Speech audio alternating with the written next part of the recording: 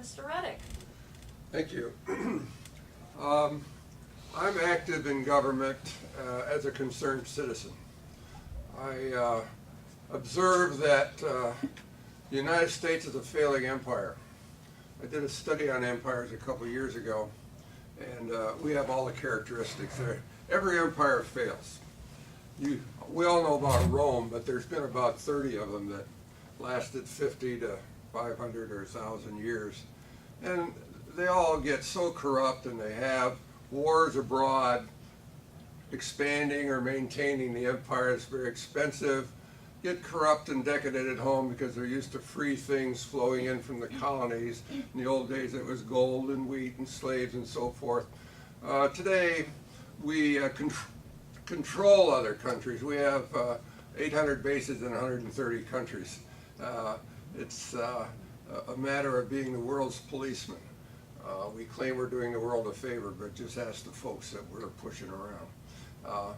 And I think it's counterproductive, and it's immoral, and it's illegal, and it's unconstitutional, and it's dragging us down.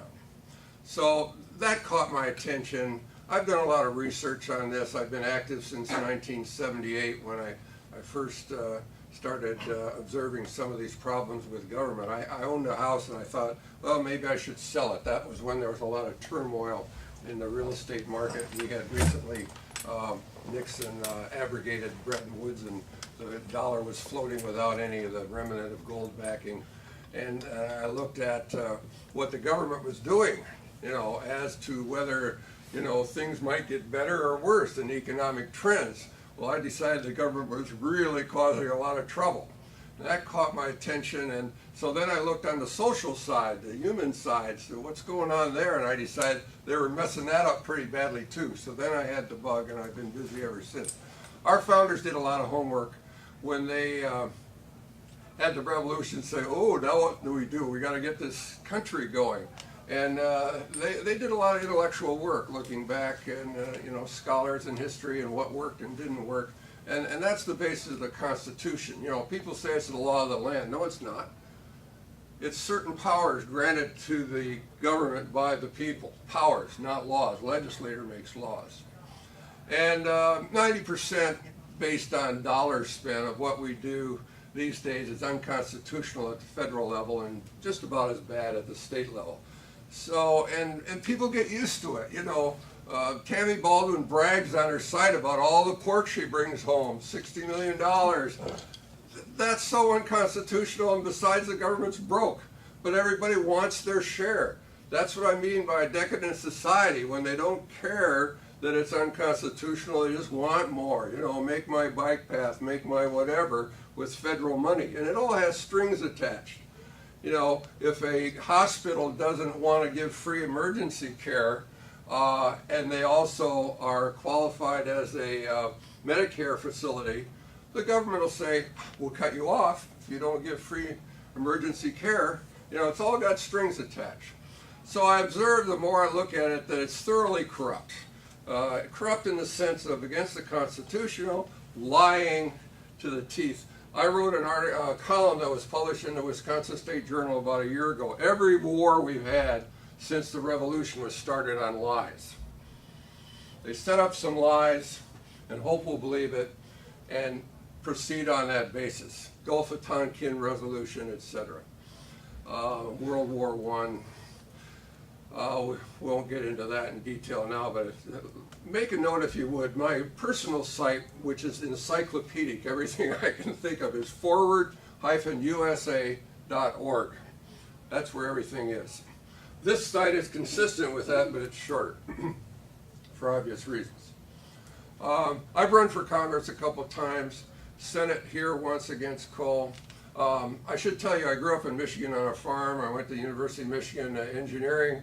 I got my master's in economics out west. I was out west 40 years in high-tech sales and telecommunications, and I retired and came back here for family reasons in '04. I guarantee it's 10 degrees colder in Wisconsin most of the time than it is Michigan, because we get it right from Winnipeg coming down. And so I've been here for a while. So I'm trying to do my little bit to make things a little better and to avoid the crash. We're abusing the dollar big time. You know, historically, every country tries to get control of their money, and then they debase it. In the old days, when there wasn't paper money, they started putting more tin in it, or cutting the edge. You heard of clipping coins? They literally cut the edges off to make them a little smaller, and then they'd make some new coins from the edges, and so forth. So it's an old story that governments debase the currency, make it worth less, so they don't have to tax and borrow as much, because, you know, they hit limits on all that. Central banks started in 1694 with England, and everybody thought that was a great idea. So the Federal Reserve is the third try we've had in the United States, and it's a scandal. It's owned by private interests. It makes money out of thin air and loans it to the government, and we pay interest to the Federal Reserve, which is a private organization. They make as much as they want. It has lost 95% of its value by their own numbers since 1913 when it started. Motel 6s cost $6 a night in the 60s, and now they're $60. A car cost $2,000 in the 60s, and now they're $20,000. Think about that lately? Why? Because the dollar is losing its purchasing power because we're making so much more. Very few people think about that. I wrote a book, and sorry, I meant to bring one. It's on Amazon, called Monetary Revolution USA. And it's all about how money got started, ancient, and in the US, and then the Fed, and now what's happening today. And it makes a recommendation on how to fix it. Gold backing is a requirement that prevents them from making too much because they run out of gold. And people say, well, there's not enough gold to, you know, supply our needs.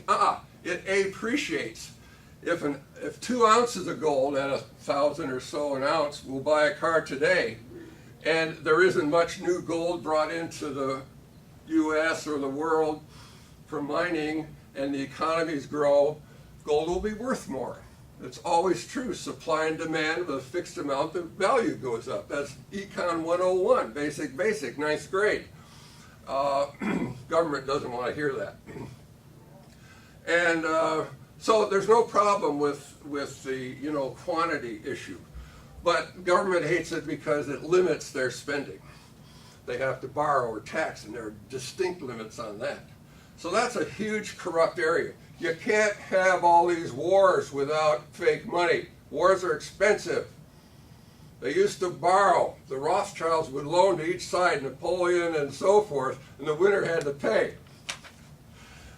And countries would go broke all the time. A guy named Playfair, and it's in my gold book, wrote a book to the king. He worked in the Treasury Department in 1805. And he showed all these empires that had risen and fallen over the years, and he said, if we don't quit spending money, we're going to go broke, and they did. Portugal, Spain, France, Netherlands, UK, Russia have all failed. We're in Rome, we're all familiar with those. We're a failing empire, I'm sorry to say, and best we can do is to slow it down. What happens if you give up your colonies? We're about done? Yep. Okay. France and England gave up their colonies. We're an example. We did it by fighting. Others do it, they just dump them. So I'm here to, in politics, to avoid the crash. My books are dedicated to my children because they're going to suffer. I'm the last guy that's going to sneak through, you know, at my age. I'm 74. And my social, what do you call it, Social Security may be cut somewhat, but not as much as the younger people. So I hope it does some good. I'm running here because it's local. You know, I've run for Congress, but, you know, it all helps a little bit. And I did sign up 10 days before Spencer announced his retirement. And I think the reason he retired is he's afraid I beat him, you know. That's the way I like to interpret it. But I'm the only one that was signed up for him. Thank you very much. Thank you very much. Thank you.